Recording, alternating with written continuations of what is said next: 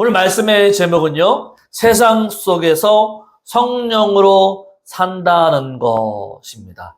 세상 속에서 어떻게 하면 성령과 함께 살 것이라 라고 하는 제목이죠. 우리 6월 한 달간 성령에 대해서 함께 살펴보고 있습니다. 사랑하는 성도 여러분, 요즘 하루하루 어떻게 보내시고 계십니까? 아침에 눈을 뜨게 되면 바쁘게 준비해서 또한 직장으로 또한 학교로 나가고 또한 저녁이 되면 그렇게 피곤한 몸을 이끌고 집으로 돌아옵니다.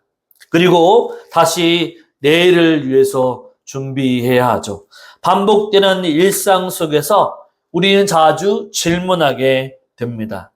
나는 지금 잘 살고 있는 것일까? 아니면 하나님이 원하시는 삶을 내가 오늘 하루도 살아가고 있을까라고 질문합니다. 이 세상은요, 끊임없이 우리에게 말하죠. 더 많이 가져야 한다. 지금보다도 더 높이 올라가야 한다. 다른 사람들보다 더 인정받아야 한다라고 세상은 끊임없이 우리에게 말하고 있습니다. 때로는요, 그 말 앞에 이끌려서 살다 보면 내가 예수님을 믿는 사람인지 아니면 믿고 있지 않은 사람인지 하나님 안에서 살아가는 사람인지조차도 잊어버릴 때가 많다라고 하는 거죠. 세상의 잣대로 세상의 가치관으로 살다 보면 내가 믿는 사람인지 믿지 않는 사람인지 잘 모를 때가 있다라고 하는 거죠. 교회에서는 분명히 믿음을 고백하고 있는데 세상 가운데서는 어떻게 살아갑니까? 세상의 기준과 방식대로 살아가고 있는 우리 자신을 발견하게 됩니다. 교회에서는 사랑하고 섬기고 용서하고 하라는 말씀들이 그 말씀대로 살려고 하지만 어떻습니까? 이 세상에서 살아가는 동안에는 어떻습니까? 때로는 세상의 욕심과 욕망대로 말씀하고는 정반대로 살아갈 때가 많다라고 하는 거죠. 오늘 우리가 함께 나눌 말씀인 에베소서 5장 18절에서 20절 말씀은 그런 우리에게 분명한 기준을 제시해주고 있습니다. 술 취하지 말라. 이는 방탕한 것이니 오직 성령으로 충만함을 받으라. 이 말씀은요, 이 세상의 사람들이요, 야, 봐봐. 술 취하지 말라고 그랬어. 술은 적당히 먹어도 돼. 라고 생각하고 오해하기 쉽습니다. 이 말씀은요, 단순히 술을 먹지 말라라고 하는, 술을 취하지 말라라고 하는 도덕적인 경고가 아닙니다. 바울은 지금 우리가 무엇으로 우리의 삶을 채우고 있느냐라고 말씀해주고 있는 거죠. 내 마음으로, 내 생각으로, 내 자존심으로, 내 생활이 무엇으로 가득 채워지고 있느냐라고 말씀해주고 있습니다. 성령으로 가득 채워지고 있느냐, 아니면 세상의 가치관과 기준과 욕망으로 내 마음 중심으로 가득 채우고 있느냐라고 오늘 질문하고 있는 거죠. 여기서 술은요, 단지 음료 그 자체가 아니라 세상적인 방식으로 그 자신을 만족시키고 위로받으려 하고 하는 모든 시도를 말씀해주고 있는 거죠. 피곤하니까, 외로우니까, 답답하니까 그냥 세상이 시키는 대로 살아가자라고 하는 마음이 들 때가 있습니다. 그러나 성경은 단호하게 말씀하고 있죠. 그런 방식으로는 결국 우리를 방탕하게 하고 무너뜨리는 삶으로 살아갈 수 있다라고 얘기합니다. 반면 하나님은 우리에게 말씀해주고 있습니다. 오직 성령으로 충만함을 받으라라고 얘기합니다. 여러분, 성령 충만이라고 하는 것은요, 어떤 특별한 사람만 경험하는 사건이 아닙니다. 이 충만은요, 예배 시간에만 느끼는 감정도 아닙니다. 오직 성령의 충만은 하나님의 선물이고 명령입니다. 이 시간에도 우리가 예배 가운데 나올 수 있는 것도 성령님께서 우리를 인도해 주셨기 때문에 우리가 찬양하고 예배하고 말씀을 들을 수 있는 귀가 있게 되는 거죠. 삶 전체 가운데 스며지는 은혜, 바로 그것이 성령의 충만입니다. 출근길 지하철 안에서도, 때로는 육아에 지친 하루 가운데에도, 때로는 우리가 설거지를 하고 어떤 바쁜 일상 가운데에도 성령님이 우리와 함께 하시며 우리와 함께 동행하기를 원하시고 계십니다. 성령 충만한 사람은요, 다르다라고 말할 수 있습니다. 세상의 가치관과 기준과 방식대로 살아가는 사람이 아니라 성령에 충만한 사람은 다르죠. 말투가 다르고요. 딱 보면 분위기가 다르고요. 결정의 기준이 다릅니다. 억지로 착한 사람이 되려고 하는 것이 아니라 성령에 충만한 사람은 성령의 열매가 있기 때문에 사랑하고 희락하고 화평하고 온유하고 오래 참음이 그 안에 분명히 열매 맺고 있다라고 하는 거죠. 세상은 우리에게 경쟁과 비교, 욕망으로 채우라고 말씀하고 있지만 성령 하나님의 말씀은요, 우리 안에 세상의 기준이 아니라 성령의 충만함으로 채우라고 말씀하고 있는 거죠. 오늘 우리는 이 말씀을 중심으로 세상 속에서 성령으로 살아간다라고 하는 것은 무엇을 의미하고 있는가? 이 의미를 한번 나눠보려고 합니다. 우리의 삶을 점검하고 다시 한번 성령으로 채워지는 시간이 되기를 원합니다. 첫째로 우리가 성령으로 살아가려고 한다면 어떻게 해야 될까요? 세상의 방식으로부터 돌아서야 합니다. 세상의 방식에서 돌아서야 하는 거죠. 우리가 살아가는 세상은요, 너무나도 바쁩니다. 그래서 그리스도인들로 하여금 하나님을 생각하기보다는 우리의 삶을 더 걱정하게 만든다라고 하는 거죠. 사람들은 하루 종일 돈 벌기에 바쁘고 자식 걱정하고 건강 걱정하고 노후 걱정에 마음에 쉴 틈이 없습니다. 그러다 보니까 우리가 무엇을 바라보고 무엇을 따르고 있는지조차도 잊을 때가 많다라고 하는 거죠. 우리도 모르게 세상의 사람들과 똑같이 살아갈 때가 많다라고 하는 거죠. 자식 걱정 똑같이 하고 건강 걱정도 하고 노후 걱정도 하고 이런 모든 것들을 걱정한다라고 하는 거죠. 세상은 이렇게 말합니다. 남들도 다 그렇게 사니까 너도 그렇게 한번 살아봐. 정직하게 살면 손해야. 이 정도쯤이야. 이렇게 하면 괜찮아 라고 우리를 속입니다.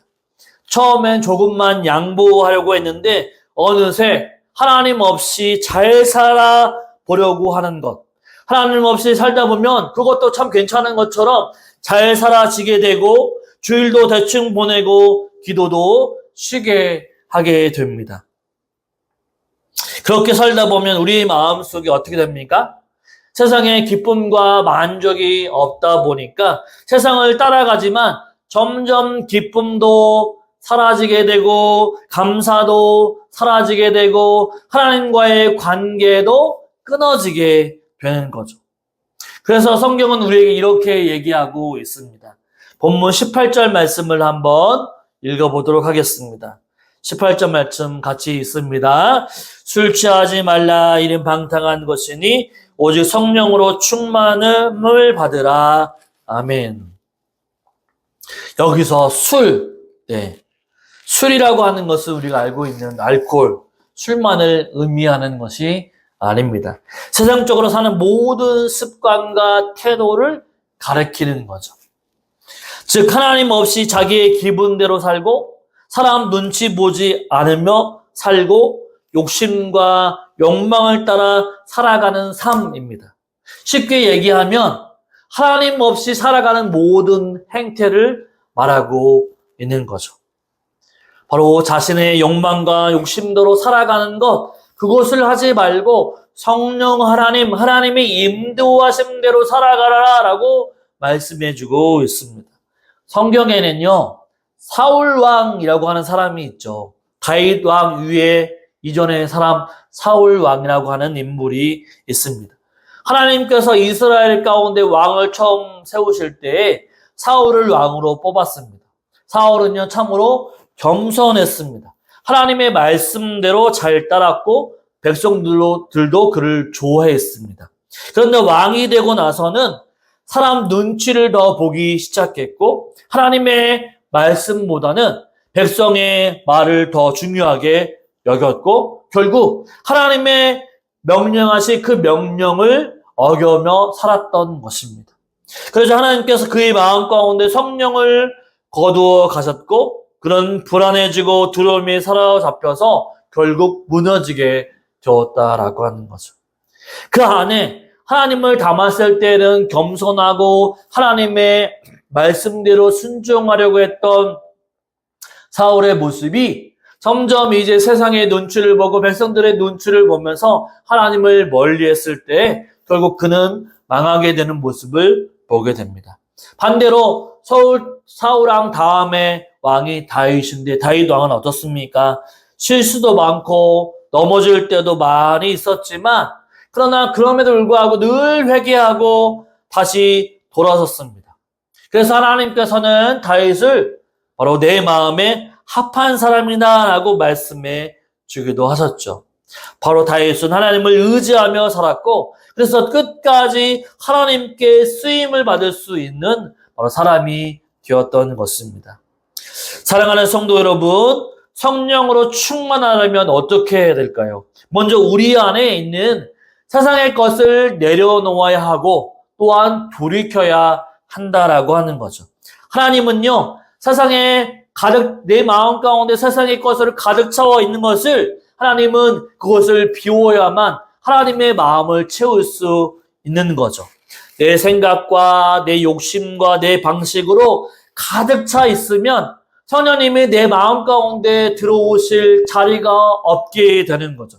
그래서 내 안에 있는 세상적인 방식과 방법과 생각을 다 비워내고 그 자리에 성령님을 받아들여야 하고 성령님을 가득 채워야 하는 것이죠.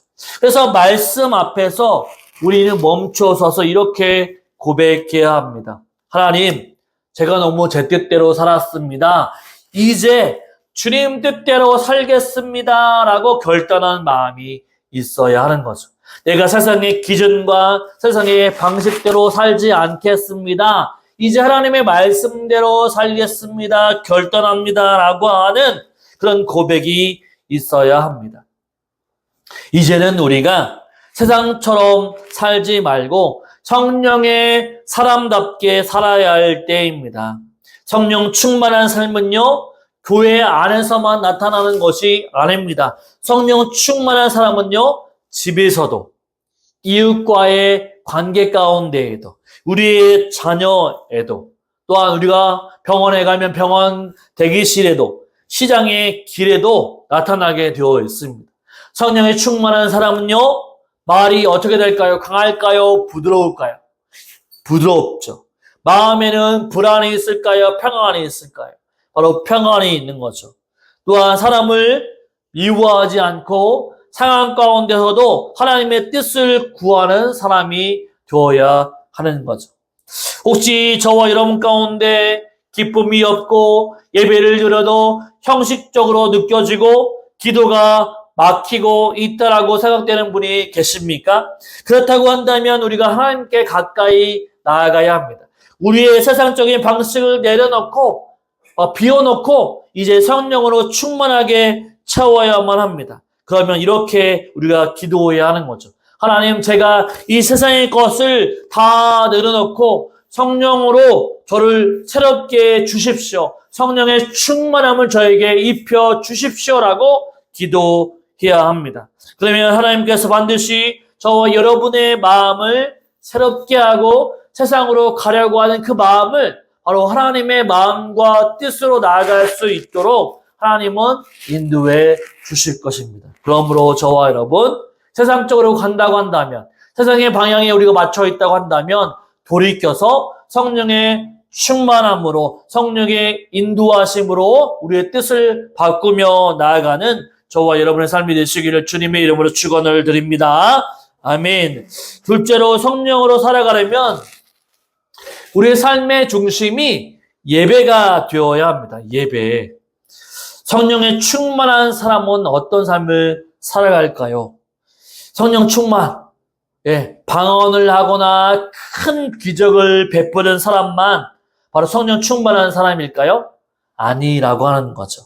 성경은 이렇게 얘기합니다. 19절 말씀에 이렇게 말씀하고 있죠. 19절 말씀 같이 한번 읽어볼까요? 시와 찬송과 신령한 노래들로 서로 화답하며 너희의 마음으로 주께 노래하며 찬송하며 아멘. 성령 충만한 사람은요, 예배하는 사람입니다. 입으로만 찬송하는 것이 아니라 바로 마음 깊은 곳에서 하나님을 향한 기쁨과 감사가 흘러나오는 사람이 바로 성령에 충만한 사람이죠. 우리가 주일에 교회 나와 예배 드리는 것도 중요하지만 진짜 성령 충만한 삶은요, 매일의 삶, 내가 이 교회 밖에 나가서 지내는 이 매일의 삶이 예배가 되는 거죠. 집에서 누군가를 위해서 밥을 짓고 빨래를 하고 손주를 돌보는 그 순간에도 하나님께 감사하고 찬송이 입에서 나오고 기도가 마음에서 흘러나온다고 한다면 바로 그 삶이 곧 예배가 되는 거죠. 성경에는 이런 예배의 삶을 살았던 인물이 있습니다. 우리가 잘 알고 있는 다윗도 예배의 삶을 살았던 인물이죠. 다윗은 목동의 시절부터 하나님을 찬양했습니다. 외로운 들판에서 혼자 양을 지킬 때 바로 하나님을 바라보면서 찬양했죠.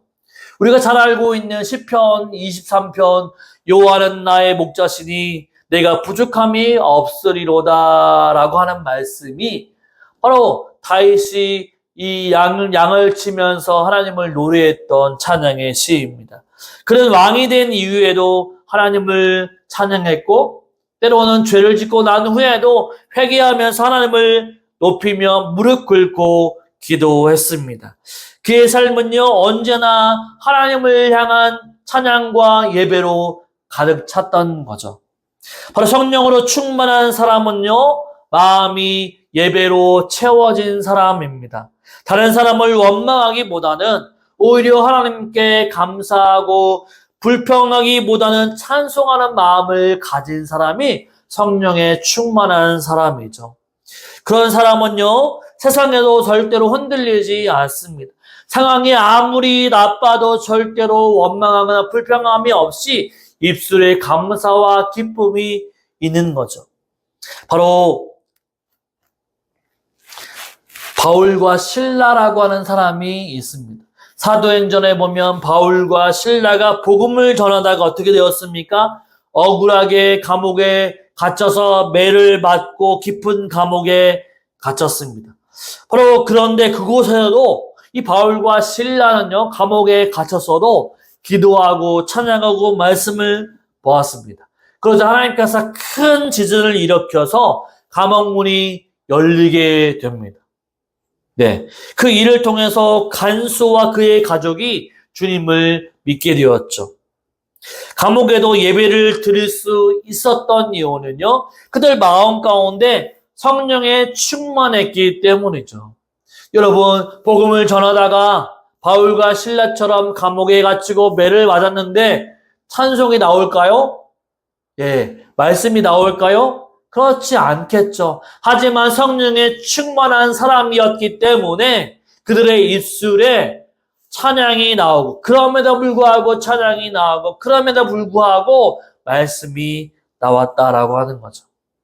우리도 마찬가지입니다. 예배는 교회에서만 드리는 것이 아니라 우리 삶 가운데서 예배를 드리는 거죠. 우리 삶 전체가 예배가 되어야 합니다. 부엌에서도 요리를 하면서도 하나님을 찬양하고 또한 말씀을 암송하고 예배가 되어야 되고 병원에서도 또 우리가 어떤 길을 집에 가는 길 가운데에도 하나님을 노래하고 찬양할 수 있습니다. 하나님을 생각하고 찬송을 부르면 그것이 곧 예배라고 하는 거죠. 밥을 짓다가도 그거 어디나 하늘나라 뭐 하면서 찬양할 때 그것이 곧 예배의 삶입니다. 마음에서 기도가 흘러나오고 입에서 감사가 흘러나올 때 성령 하나님께서 우리 안에 역사하고 계시는 거죠. 사랑하는 여러분, 혹시 여러분 요즘 찬송이 잘 나오지 않습니까? 우리 찬송보다 유행가가 먼저 나온다고 한다면 우리 마음을 다시 한번 새겨 보십시오. 예배가 기쁨이 아니라 습관처럼 느껴지고 있다고 한다면, 그렇다면 성령 하나님께 이렇게 기도해야 합니다. 하나님, 제 마음을 바로 예배하는 마음으로 바꾸어 주십시오. 제가 어디에 있든지 간에 주님을 찬양하게 해 주십시오라고 기도해 보십시오. 그러면 하나님께서 반드시 여러분의 마음 가운데 다시 하나님을 예배할 수 있는 기회, 새롭게 하실 능력을 허락해 주실 것입니다. 바로 성령 충만한 사람은 예배의 사람입니다. 매일 찬양하고 감사하고 기도하는 사람이죠. 그렇게 하나님과 늘 가까이 하는 사람, 바로 그 사람이 바로 성령의 사람입니다. 저와 여러분이 예배뿐만 아니라 삶이 예배가 되어서 하나님께 영광을 올려드릴 수 있는 저와 여러분의 삶이 되시기를 주님의 이름으로 축원을 드립니다. 아멘. 셋째로, 성령으로 살아가려면 어떻게 해야 할까요? 모든 일에 감사할 수 있어야 합니다. 성령에 충만한 사람은요, 바로 가장 큰 특징 중에 하나는 무엇이냐면 감사가 일상이 되는 사람이죠. 우리 20절 말씀을 한번 읽어보도록 하겠습니다. 20절 말씀 같이 읽죠. 범사에 우리 주 예수 그리스도의 이름으로 항상 아버지 하나님께 감사하며 아멘. 여러분, 20절 앞부분에 범사에라고 하는 말씀이 있습니다. 범사에라고 하는 말씀이 무엇을 의미하죠? 바로 항상, 바로 순간순간이라고 하는 매일매일이라고 하는 단어입니다. 그러니까 범사에 항상 하나님께 감사하라라고 하는 것은 무엇이냐면, 매일 항상 언제나 하나님께 감사해야 한다라고 말씀해주고 있는 거죠. 우리는 어떻습니까? 모든 일이 순조롭게 풀릴 때 감사가 일어나죠. 기쁠 때 감사가 일어납니다. 좋은 일이 생기면요, 감사합니다라고 찬송도 부릅니다. 그런데 반대로, 찬송이 안 나올 때, 그렇죠? 그런데 일이 잘 풀리지 않을 때, 몸이 아프고 자식 문제로 속상할 때, 외롭고 힘들 때 어떻습니까? 감사가 잘 나오지 않습니다. 오히려 하나님 앞에 원망과 불평이 더 나오지 감사가 잘 나오지 않는 거죠. 그러나 성령으로 충만한 사람은요, 세상의 상황과 환경을 바라보지 않기 때문에 하나님을 믿는 믿음으로 말미암아 감사하죠. 지금 이 상황이 어렵지만 하나님께서 분명히 해결해 주실 거야 라고 하나님 앞에 감사하죠. 지금 몸이 아프고 어렵지만 하나님이 어떤 순간에 회복시켜 주실 거야 라고 믿기 때문에 감사할 수 있는 거죠. 여러분, 성경의 고난 가운데 고난을 제일 많이 받은 사람이 욥이라고 하는 인물이 있고, 창세기에 보면 바로 요셉이라고 하는 인물도 나옵니다. 요셉은 형들에게 미움을 받아서 어떻습니까? 구덩이에 빠지게 되고 노예로 팔려가서 누명을 씌우고 감옥까지 갔습니다. 하지만 요셉은요, 끝까지 형들을 원망하지 않았죠. 오히려 하나님을 신뢰하면서 묵묵히 자기의 일을 따라가면서 하나님의 때를 기다렸습니다. 요셉은요, 하나님이 함께 하셨기 때문에, 성령의 사람이기 때문에 원망하지 않았던 거죠. 마침내 하나님은 그를 애굽의 총리로 높여주시고 형들을 용서하게 하시면서 이렇게 고백했습니다. 창세기 50장 20절은 이렇게 말씀해주고 있습니다. 같이 한번 읽어볼까요? 당신은 나를 해하려 하였으나 하나님은 그것을 선으로 바꾸사 오늘과 같이 많은 백성의 생명을 구원하게 하시려 하셨나니. 아멘. 바로 요셉은요, 고난 가운데에도 하나님의 뜻을 바라보면서 감사한 사람입니다. 역경이 있고 형들을 바라보게 되면 원망과 불평이 쏟아질 수 있지만 그런 성령의 사람이기 때문에 바로 하나님께 감사하고 형들을 용서할 수 있는 은혜가 있었던 거죠. 우리의 삶에도 이해되지 않은 일들이 생길 수가 있습니다. 갑작스러운 병, 사랑하는 가족의 문제, 삶의 어려움 앞에서 우리는 눈물을 흘릴 수밖에 없습니다. 하지만 그 속에서도 하나님께 감사할 수 있는 사람은 성령으로 충만한 사람입니다. 왜냐하면 그는요, 눈앞의 일보다, 눈앞의 상황보다 하나님께서 결국에는 좋은 길로 우리를 인도해 주실 것이라고 하는 바로 믿음이 있기 때문이죠. 믿음을 가지고 있기 때문입니다. 사랑하는 성도 여러분, 우리가 자주 부르는 찬송 중에 이런 것들이 있죠. 날 구원하신 주 감사. 또한 모든 것 주심 감사. 지난 추억으로 인해 감사라고 하는 찬양이 있습니다. 이 찬송은요, 좋은 일, 슬픈 일, 모든 것들을 다 포함해서 감사할 수 있는 마음이 바로 성령 충만한 사람이다라고 말씀해주고 있는 거죠. 감사는 내가 선택하느냐 마냐라고 하는 문제가 아니라 바로 믿음의 문제인 것입니다.